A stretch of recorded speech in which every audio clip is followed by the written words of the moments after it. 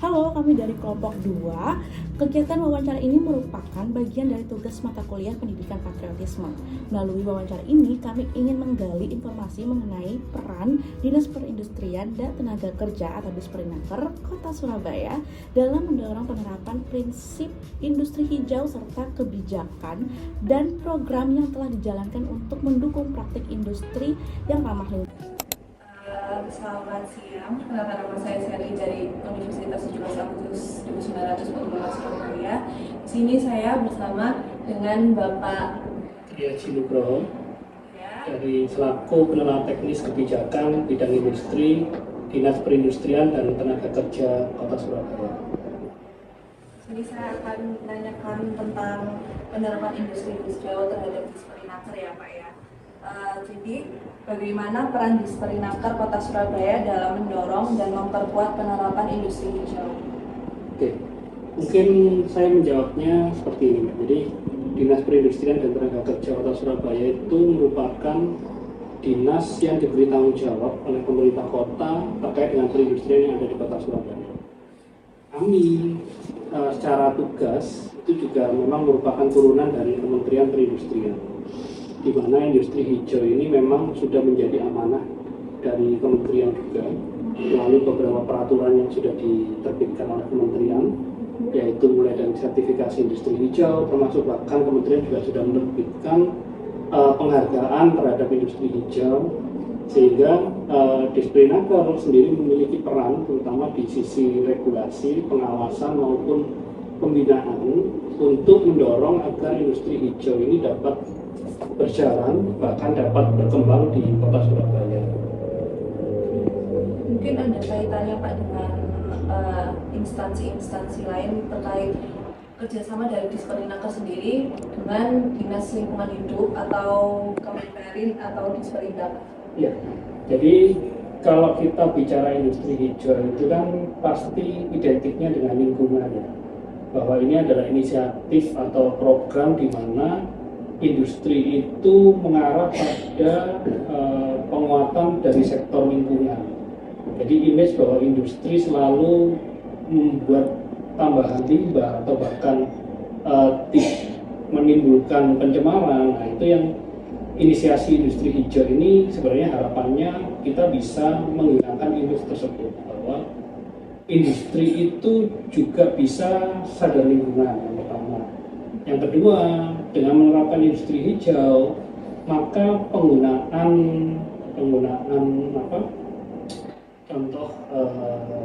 penggunaan bahan bakar fosil itu bisa dikurangi, penggunaan tenaga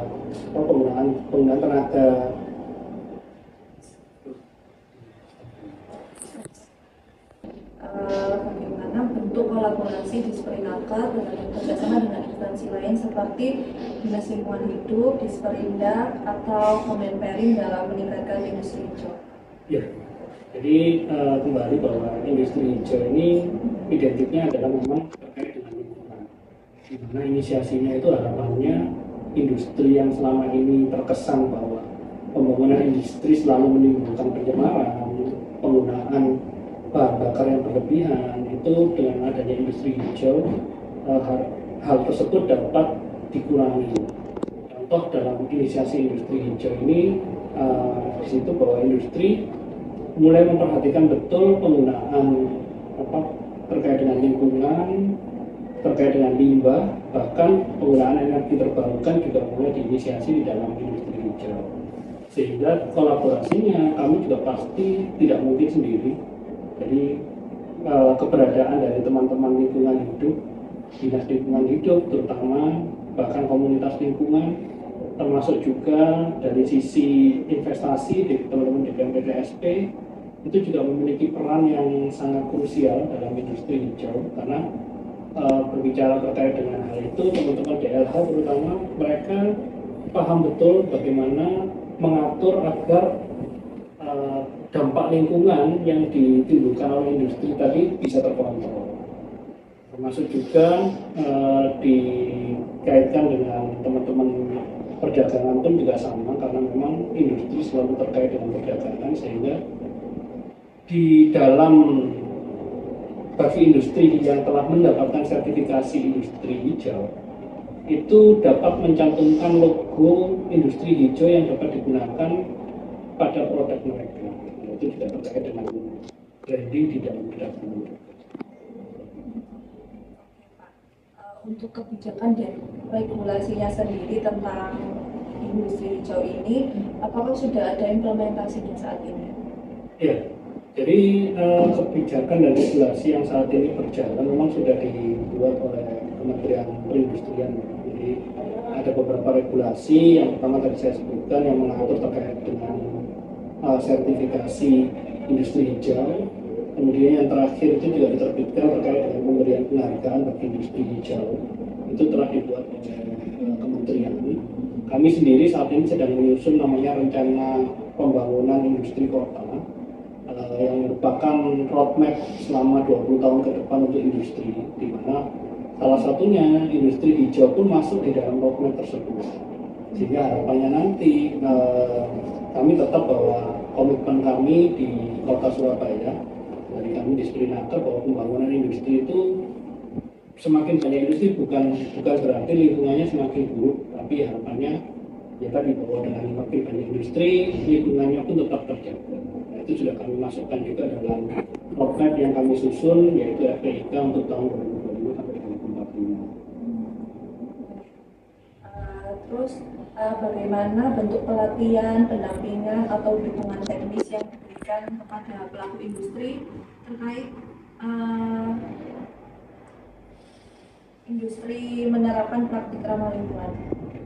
Ya, jadi kami sendiri bekerja sama dari Kementerian Perindustrian ya, lebih tepatnya mereka sering juga mengundang kami baik itu dari Disperinaker maupun dari pelaku usaha langsung untuk mengikuti pelatihan-pelatihan terkait dengan industri hijau. Karena kembali inisiatif maupun inisiasi industri hijau ini kan memang baru berjalan di akhir-akhir ini, sehingga mereka saat ini sedang masif untuk istilahnya mensosialisasikan terkait dengan inisiasi industri hijau. Jadi dari Kemenperin itu sering juga mengundang kami beserta pelaku usaha, termasuk juga teman-teman kawasan industri.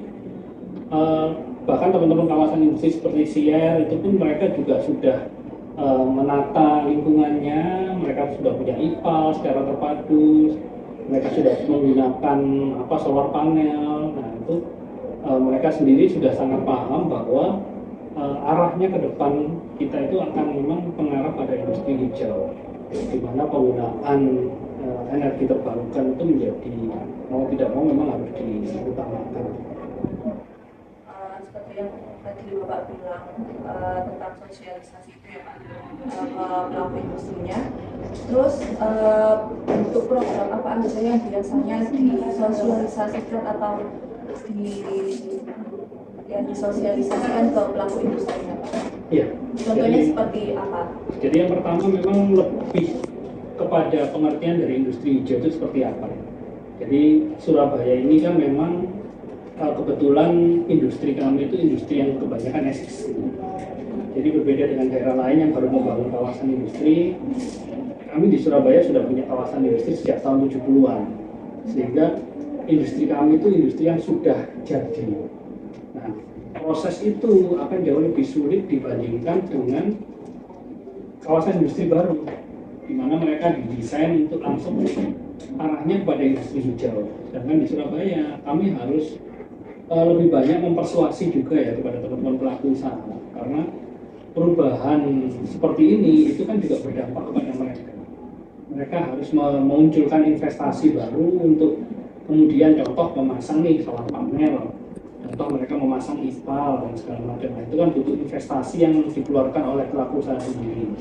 Nah, di situ kami di dalam sosialisasi mau tidak mau harus menjelaskan secara fungsi dari industri hijau ini apa sih, kenapa harus begini, kenapa arahnya ke sana, ya termasuk juga regulasi-regulasi yang diatur yang saat ini berjalan terkait dengan lingkungan, contoh bagaimana mengelola limbah B3 dan segala macam. Nah itu salah satu yang berjalan itu adalah memang kita masih menyampaikan pada pelaku usaha bahwa ini penting untuk ke depan.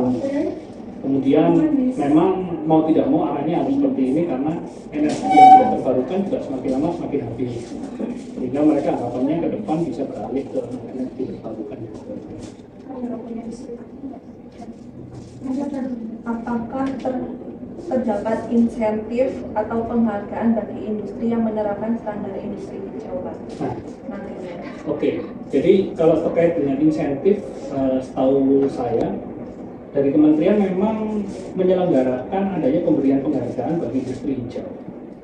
Jadi sementara ini memang yang melaksanakan tersebut masih teman-teman kementerian, tapi tidak menutup kemungkinan ke depan mungkin kita juga ingin memberikan apresiasi kepada teman-teman pelaku usaha yang memang sudah mengarah ke industri hijau. Karena bagaimanapun kami ya dari teman-teman Disperinaker juga berharap pembangunan industri itu juga yang pasti memberikan dampak positif juga kepada lingkungan, baik itu lingkungan hidupnya maupun ke SDM juga.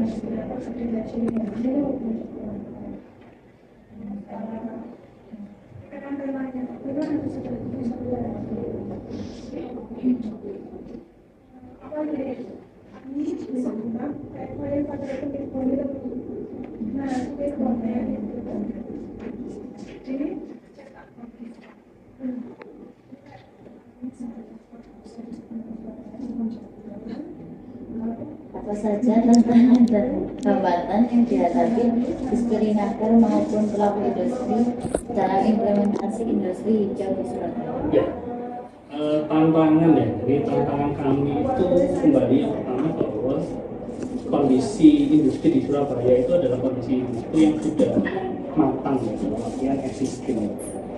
Teman-teman pelaku usaha itu sudah berinvestasi untuk membangun industri di Surabaya sebelum adanya inisiasi industri hijau, sehingga melakukan perubahan ini loh, itu menjadi tantangan besar buat kami juga maupun pelaku usaha.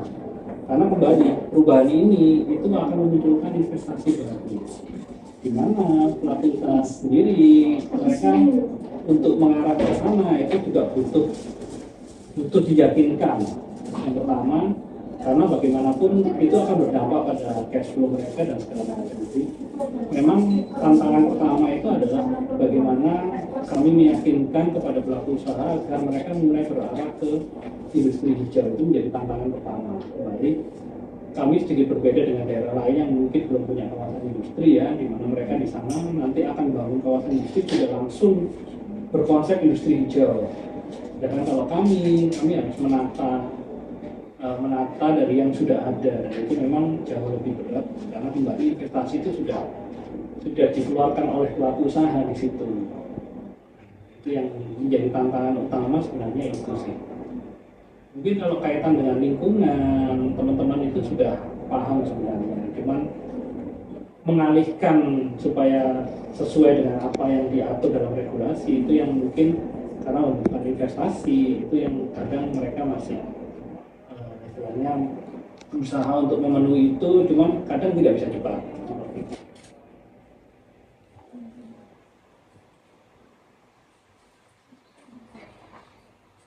Terus bagaimana mekanisme monitoring dan evaluasi yang dilakukan Disperinaker terhadap program dan industri yang terlibat?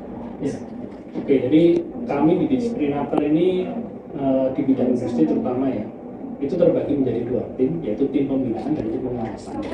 Jadi terkait dengan monitoring, memang di tim pengawasan kami melakukan istilahnya pengawasan secara langsung atau inspeksi ke perusahaan-perusahaan di seluruh kota Surabaya. Nah, pada saat inspeksi tersebut, kami juga bisa memotret kondisi yang ada di perusahaan masing-masing perusahaan tersebut, apakah mereka sudah menerapkan pengelolaan lingkungan yang baik belum, apakah mereka sudah punya terutama untuk perusahaan yang agak besar ya, itu mereka sudah punya dokumen lingkungan, rencana dokumen lingkungan belum, seperti UKL-UPL mereka sudah punya belum. Nah itu kami juga memantau di sana. Dan kembali untuk Disperinaker kota ini kan kewenangan kami adalah industri kecil dan menengah ya. Jadi untuk yang besar itu merupakan kewenangan pemerintah provinsi. Nah di situ ya seperti tadi kami sampaikan, dari hasil pengawasan nanti kami akan melakukan pembinaan. pertanyaan terakhir ya Pak. Bagaimana Disperinaker memfasilitasi industri kecil, menengah, dan besar agar mampu menerapkan prinsip industri hijau secara berkelanjutan? Ya, jadi kami yang pertama memang ya adalah melakukan sosialisasi ya kepada pelaku-pelaku usaha untuk terkait dengan industri hijau, termasuk juga ketika memang ada undangan dari kementerian itu kami juga sampaikan ke pelaku usaha supaya mereka semakin memahami seperti apa sih industri hijau. Kemudian yang kedua, melalui tadi pengawasan kami mengecek nih mereka punya nggak sih dokumen lingkungan. Minimal dengan ada dokumen lingkungan mereka sudah mulai memperhatikan dampak lingkungan. Nah di situ kami akan melakukan pengecekan dari hasil pengawasan tersebut. Kemudian kalau memang belum punya maka akan dikomunikasikan ke dinas terkait untuk bisa lebih istilahnya memperhatikan perusahaan-perusahaan ini supaya mereka lebih terutama memiliki dokumen lingkungan dan bisa menerapkan pengelolaan lingkungan tersebut. Kemudian yang ketiga, yang pasti kami di dalam perencanaan kami 20 tahun ke depan pun istilahnya industri hijau memang masuk dalam plan kami, sehingga itu akan menjadi sebuah penilaian bagi kami terkait dengan bagaimana mencapai industri hijau di Kota Surabaya.